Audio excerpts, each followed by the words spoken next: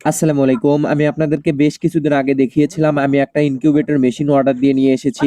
আমি এই ইনকিউবেটর মেশিনে ডিমও বসিয়েছি, সেটাও আমি আপনাদেরকে দেখিয়েছি। তো আজকে ডিমের বয়স ২১ দিন হওয়ার কারণে এই ইনকিউবেটর মেশিনের মধ্যে থেকে বাচ্চা ফুটে বের হওয়া শুরু করেছে।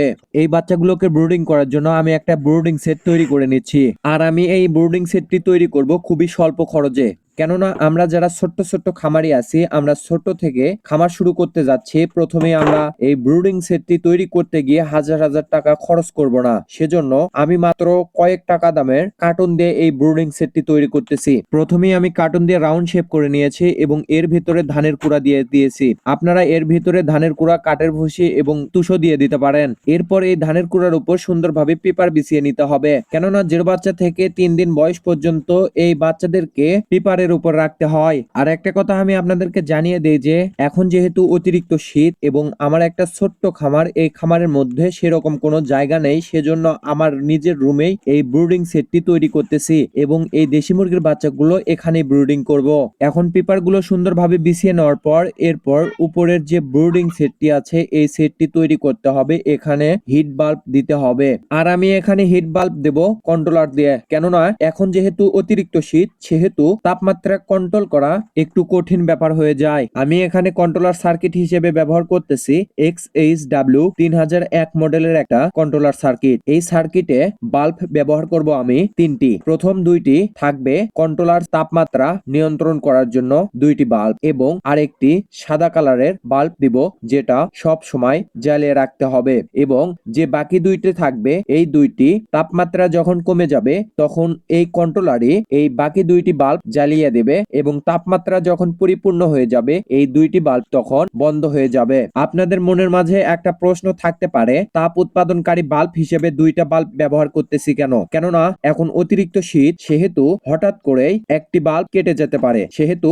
ব্যাকআপ হিসেবে পরবর্তী আরেকটি বাল্ব এই ব্যাকআপটা যাতে সামলিয়ে নিতে পারে। কেননা অতিরিক্ত শীতের মধ্যে এই হিট বাল্ব গুলো বেশি কেটে যায়, সেজন্য আমি এখানে 2টি বাল্ব ব্যবহার করতেছি।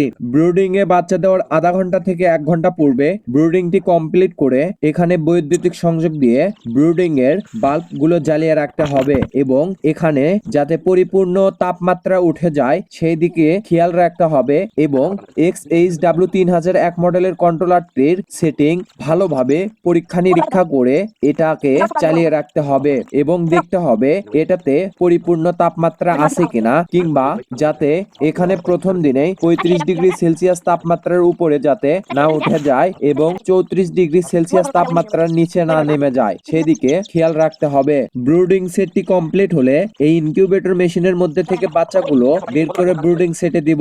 আর একটা দিক খেয়াল রাখতে হবে, সদ্য ফোটা বাচ্চাগুলো, যেগুলো বাচ্চা নিজের পায়ে দাঁড়াতে পারতেছে না, সেভাবে হাঁটা চলা করতে পারতেছে না, চঞ্চল হয়নি এখনো, সেই বাচ্চাগুলোকে অন্তত পক্ষে 10 থেকে 12 ঘন্টা পর্যন্ত এই ইনকিউবেটর মেশিনের মধ্যে রাখতে হবে, যাতে এই বাচ্চাগুলো চঞ্চল হয়ে ওঠে।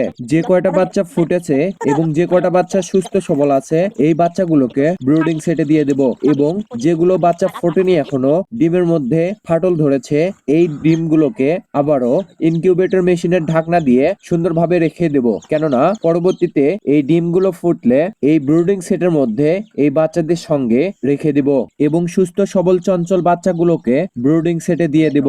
এখন যে বাচ্চাগুলো ব্রুডিং সেটে দিতেছি, এই বাচ্চাগুলো ব্রুডিং সেটে দেওয়ার অন্তত পক্ষে 15 থেকে 20 মিনিট পর এগুলোকে পানি দিয়ে দিব।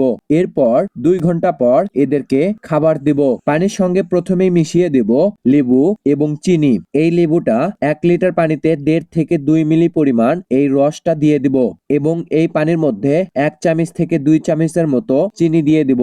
এই পানিটা দেওয়ার 1.5 থেকে 2 ঘন্টা পর এদেরকে খাবার দিয়ে দেব, এবং পরের দিন সকালে এদেরকে লাইসোভিটের পানি দিয়ে দিব।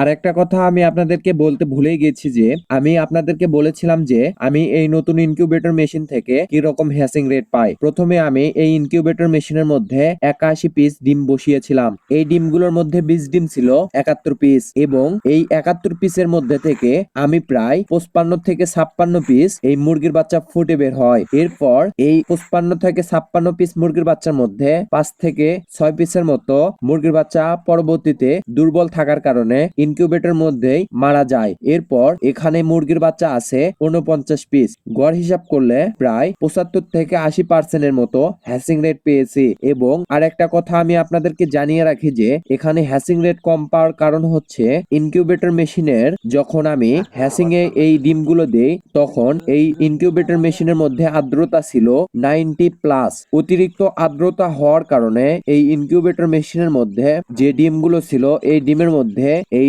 বাচ্চাগুলো মারা যায়, সেজন্য এগুলো আর ফুটে বের হতে পারেনি এবং বাকি যে 6 থেকে 7 পিস বাচ্চা মারা গিয়েছে সেগুলো অতিরিক্ত আর্দ্রতা থাকার কারণে ফুটে বের হতে পারেনি, সেজন্য এগুলোকে আমি নিজ হাতে বের করে দেই। পরবর্তীতে এগুলো দুর্বল থাকার কারণে এরা মারা যায়। এখানে প্রায় মোট এখন আছে 49টির মতো বাচ্চা। যাই হোক, এই বাচ্চাগুলোকে ব্রুডিং এ দেওয়ার পর যে বাচ্চার যে ডিমের খোসলাগুলো আছে এই ডিমের খোসাগুলো সুন্দরভাবে একটি গর্ত করে এই ডিমের খোসাগুলো পুঁতিয়ে রাখতে হবে, কেননা এগুলো একটা জীবাণু। এই জীবাণুদেরকে যদি মাটি চাপা না দিতে পারেন তাহলে পরবর্তীতে এগুলো বাতাসের সংস্পর্শে এসে আপনার খামারে আবারও বড় কোনো রোগের আঘাত হানতে পারে, সেজন্য এগুলোকে পুঁতিয়ে ফেলতে হবে। আজকের ভিডিওটা এই পর্যন্তই। ভিডিওটা ভালো লাগলে লাইক করবেন, কমেন্ট করবেন এবং শেয়ার করে আপনার টাইমলাইনে রেখে দিবেন। আর একটা কথা, আমি যেহেতু একজন ছোট্ট খামারি, নতুন খামারি, সেহেতু